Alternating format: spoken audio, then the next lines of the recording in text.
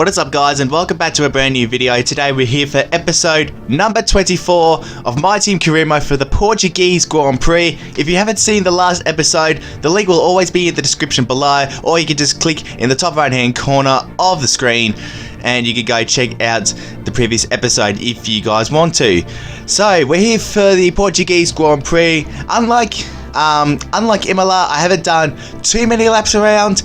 But I do have, some experience. If you haven't seen the first Portugal video I did, I'll leave a link in the description below if you want to go check out the track too. So going into this, we should have a couple of upgrades go on the car. One of them being the crankshaft, which was the powertrain upgrade that didn't go on for Imola. We've got that on, and that should hopefully give us a better chances of overtaking along the main straight, because that'll most likely be the opportunistic place to overtake it. We do have a couple of other upgrades to come on too this weekend, but before we do that, we'll have a look at some other upgrades. Also, just saving the cash as well, so we can get our way towards fabrication spec 3 for the chassis. And what was that?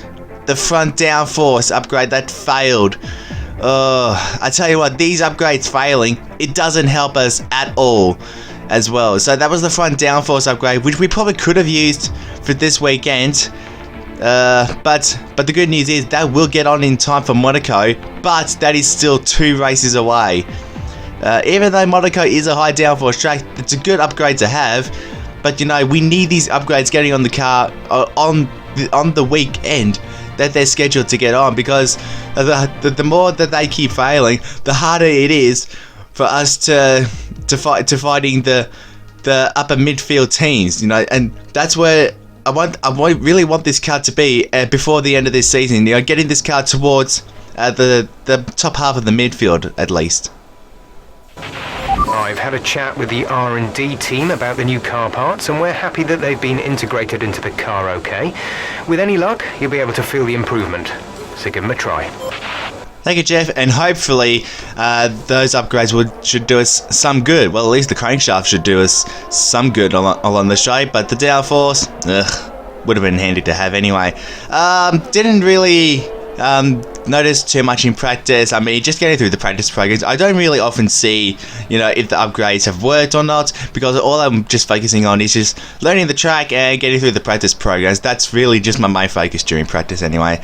So 19th and 20th in practice, nothing too much to do there. It actually rained towards the end of practice, and I didn't want to.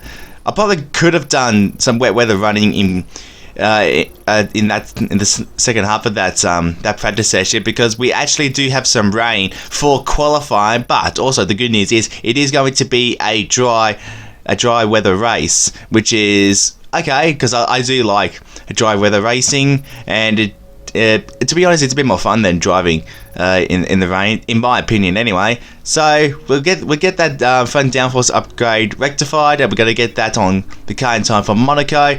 Nothing much I can think of, so let's just go into qualifying and see what happens. Honestly, I mean, just get through into Q2. That's the closest we're going to get, I reckon.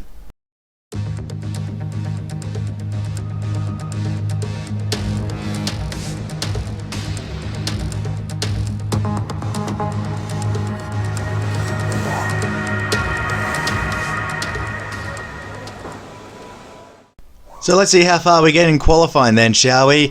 As you can see, if you can see underneath the blankets, we are in intermediate conditions, as I said. So we're gonna leave the setup as it is. We're gonna use our dry setup, and we're just gonna put about 6 laps of fuel on board, and just do laps, see how much more time, or how much time we can find on just the one set of tyres. As you saw come out of the pit lane, that was Valtteri Bottas that just came out of the pit lane. Hopefully he won't do us any harm, and we can finish this lap and hopefully let him pass. But that's not the case. If you look at the proximity arrows, he is not going slowly around and preparing his warm-up lap. In fact, he is right up my ass, and he is going to potentially interfere with our lap. He has to look up the inside of us, which means we had to miss the apex at turn 12, I think that was.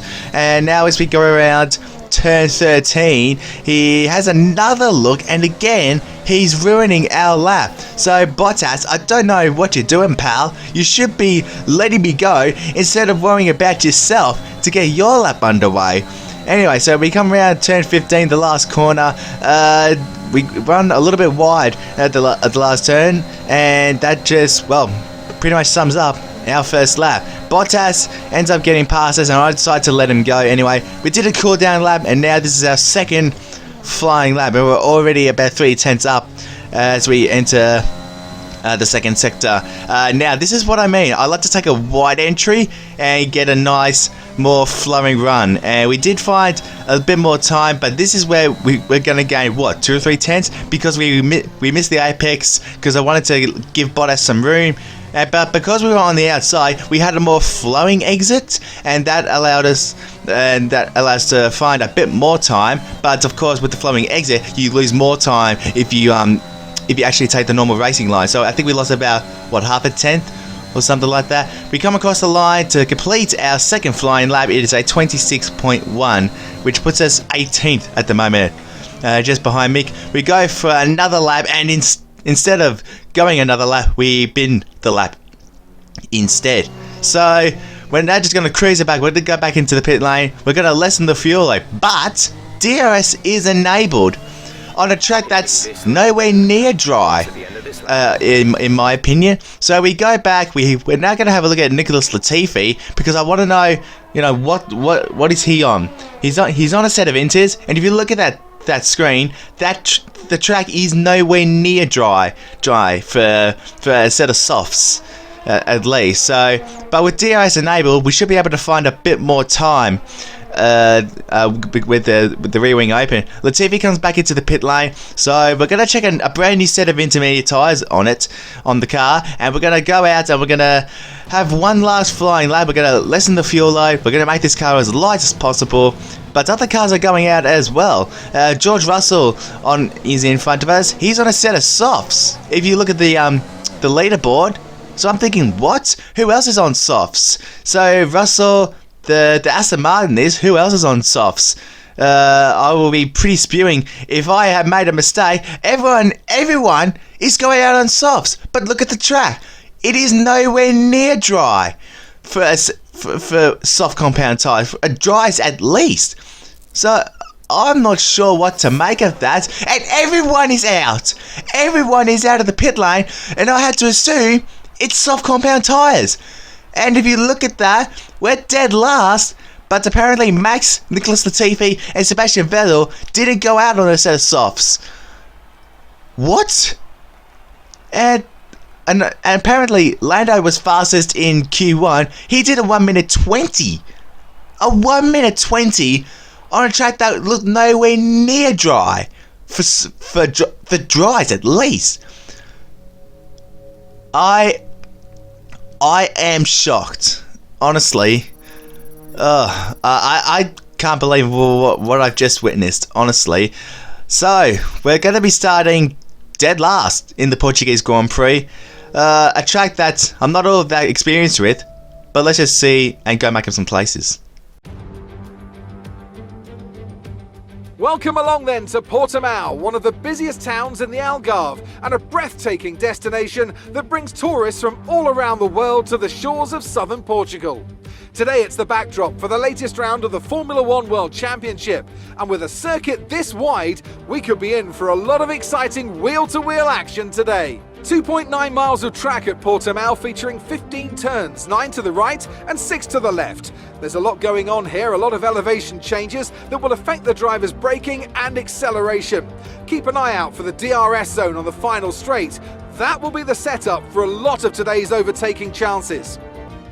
Before we begin, let's take a quick look at the grid lineup for today's race. Good job yesterday from Valtteri Bottas. The Finn starts from pole position, and it's Lewis Hamilton alongside. Looking at the rest of today's grid, we have Norris, Ricciardo, Sergio Perez, and Leclerc, Gasly, Fernando Alonso, Ocon, and Yuki Tsunoda, Stroll, Giovinazzi, Carlos Sainz, and Eilert, Schwartzman, Mick Schumacher, Max Verstappen, and Nicholas Latifi, Mazepin, Russell, Vettel and Skip. Okay, here we go. I know what you can do. Don't let me down. Thank you, Jeff, and don't you let me down either. Welcome, guys, to the grid for the Portuguese Grand Prix. A little bit hesitant on what strategy I'm gonna go with, because I want to try and get this car up the field as much as humanly possible. So I'm thinking about starting, or I'm actually thinking about doing what I did in the first Portimao video when the track first came out. So, which is a soft to medium race. That's probably the best option I have in terms of getting this car towards the top 15 at least. So that's what we're going to go with. We're going to stick with the 10-8 wing setup, same as what I ran with in quali.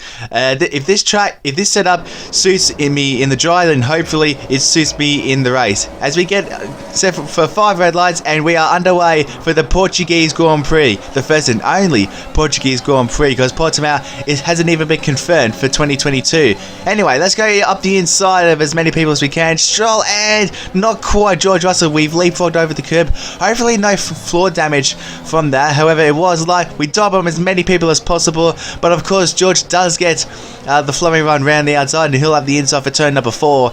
Lars Stroll also gets up our inside. We give him enough space and enough racing. It's Vettel, sorry, not Lars Stroll. We dive bomb Vettel and George, not quite. We do have a collision with Vettel. We've got an illegal overtake. An illegal overtake on Vettel. Are you serious? Was there any yellow flag? Was there any yellow flag? Were we off track? We certainly were not off track. How is that an illegal overtake? I will never ever know. That just blew my mind, actually. Vettel and Russell now going side by side through turn 1. Vettel doesn't get a good run, so we're going to dive bomb again into turn number 3, but Vettel has the inside again for turn 4, but we do get a more flowing run, but Vettel is still side by side with us. We've got a massive gap to Nick Latifi now. We're going to brake as late as we dare, and we should hopefully hold on to P21. But yeah, that illegal overtake, that really blew my mind. I don't know where we got that from. We're going to dive bomb Latifi into turn number 12. Oh no, turn number 13. He gets the more flowing run around the outside, and surprising traction with him being on the mediums as well.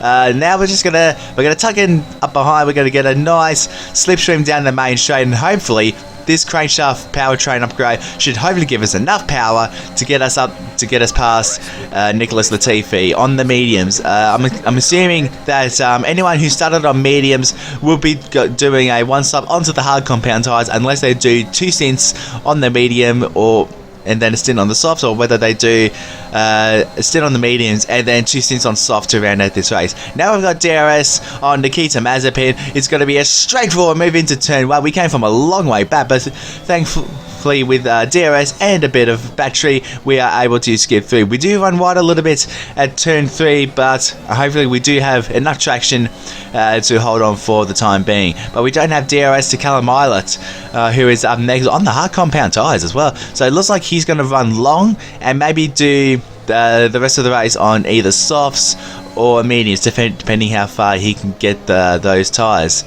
So pretty good start. We've made up spots, or almost a spot per lap, given the fact that we didn't make up any spots on lap 1. Now we've got to move on Callum Eilert on the main straight. Plenty of time to get that move done before turn 1. Probably the main straight is probably where we're going to make basically all of the moves if we're not close enough to turn 1. Now the focus is on George Russell and Robert Schwartzman, who's also on the hard. So both Williams on the hard compound tyres. They might even be thinking about doing a stint on the mediums to round out this race.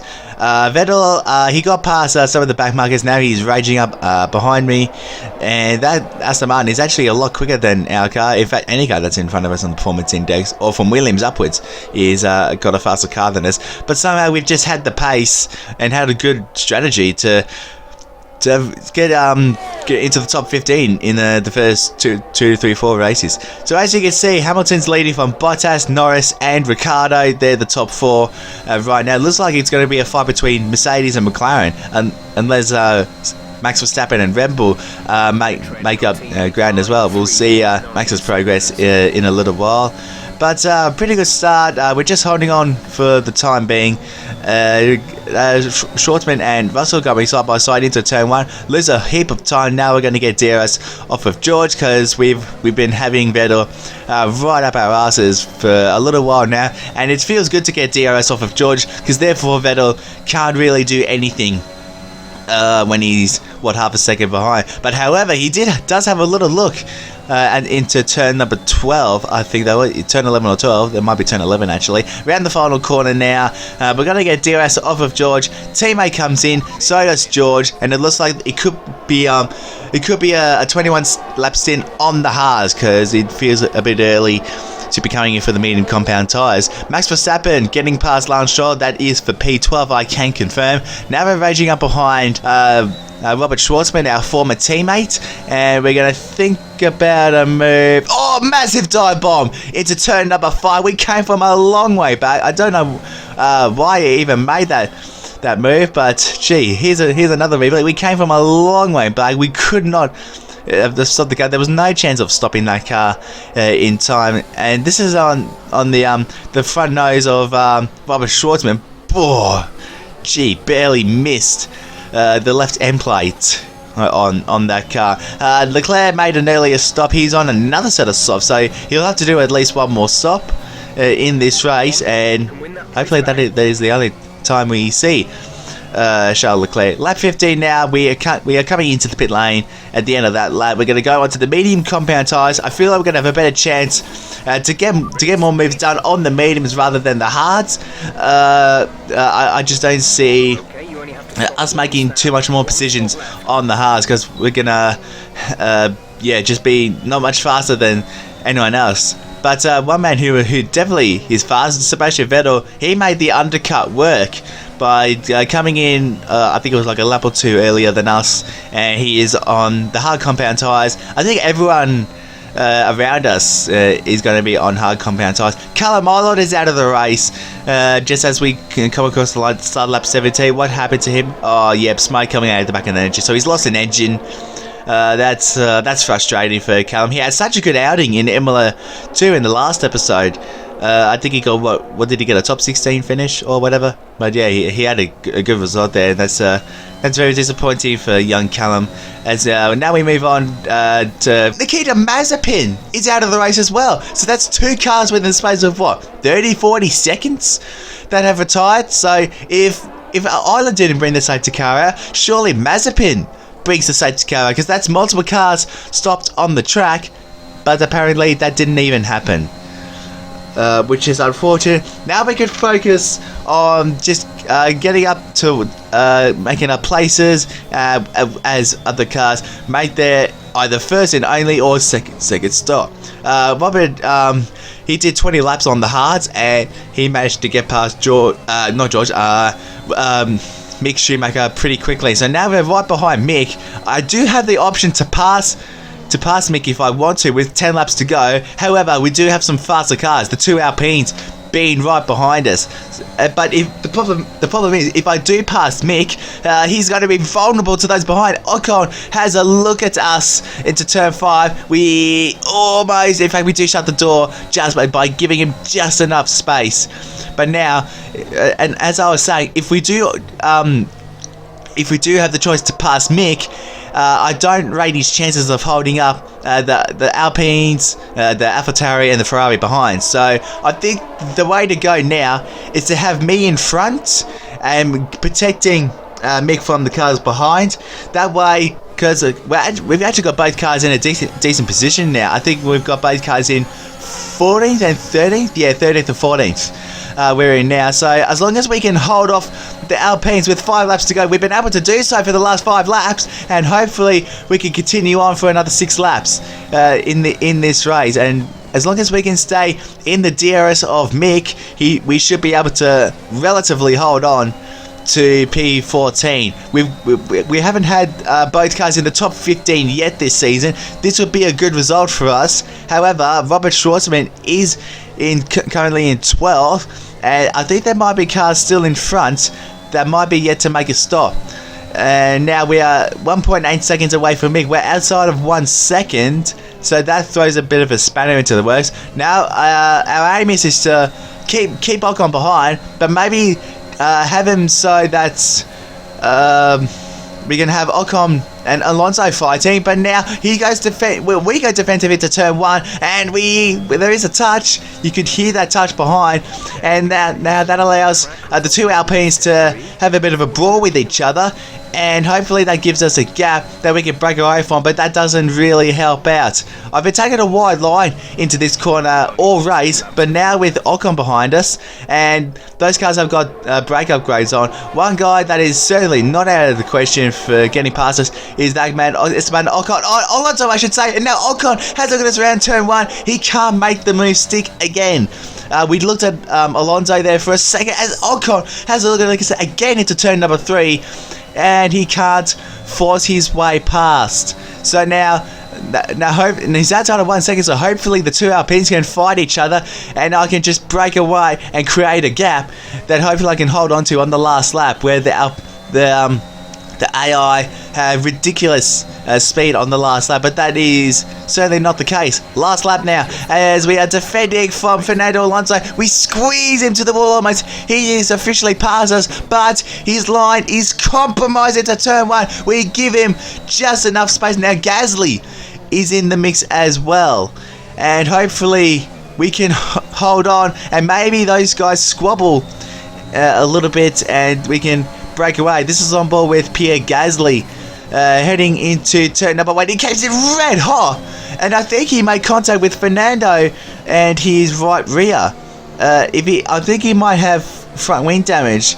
We'll see in just a second as he's going through turn 4. He's already outside of 1 second, it looks like. So I think, yes, he's lost his right front end plate on the nose of his AlphaTauri. Now Carlos Sainz buys his way into the fight, and he gets past Gasly at turn number 5 for what was that, 16th place I think it is, because we're in 14th at the moment, and Alonso is still behind us at the moment. We're on older medium compound tyres. Now we're just going to defend for all our might. We can't catch up to Robert now.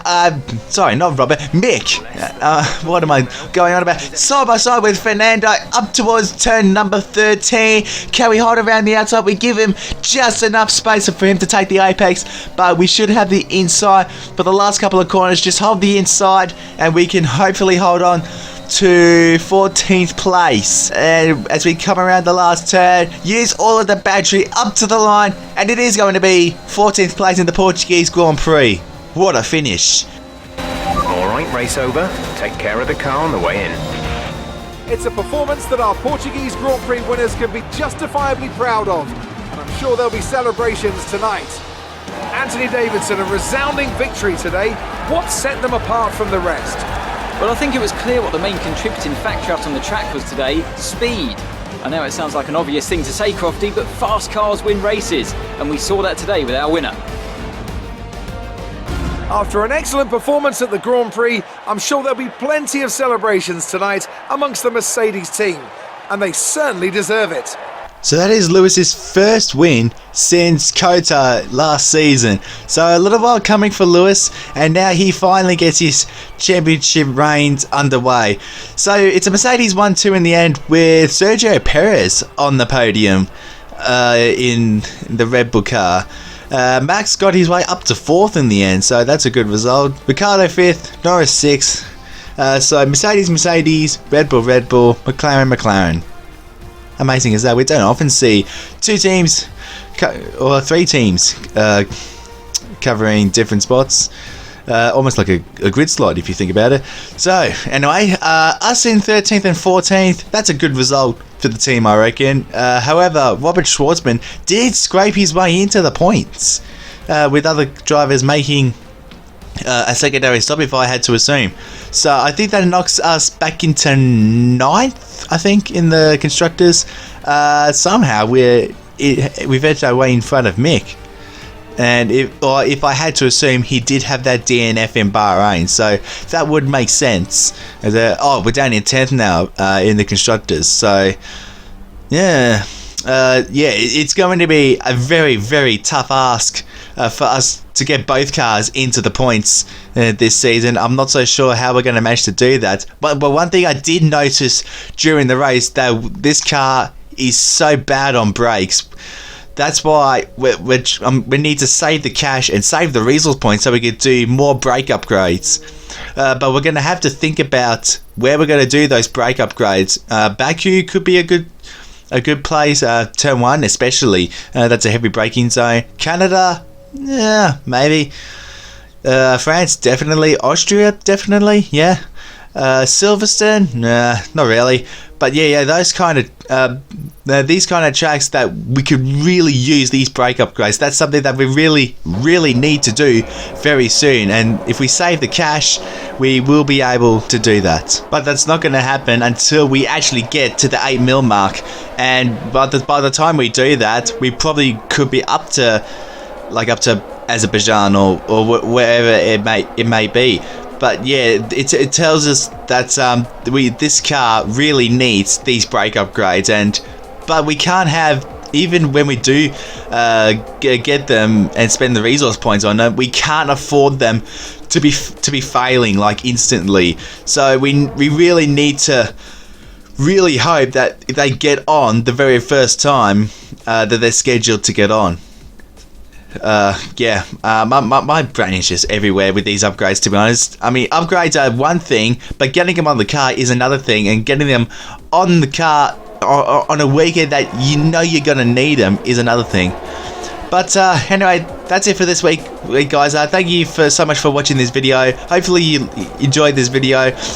Leave a like and leave a comment in the comment section below. All that good stuff. Subscribe to the channel if you haven't already to see plenty more F1 and racing game content. With F1 22 just around the corner, I'm actually getting pretty excited for F1 22 to be coming out. I'm really looking forward to really getting used to the handling of the car, because obviously F1 22 is going to be a massive priority by the time it comes out on the 28th of June, which is very soon. But all that's for another time. I'll see you guys next time.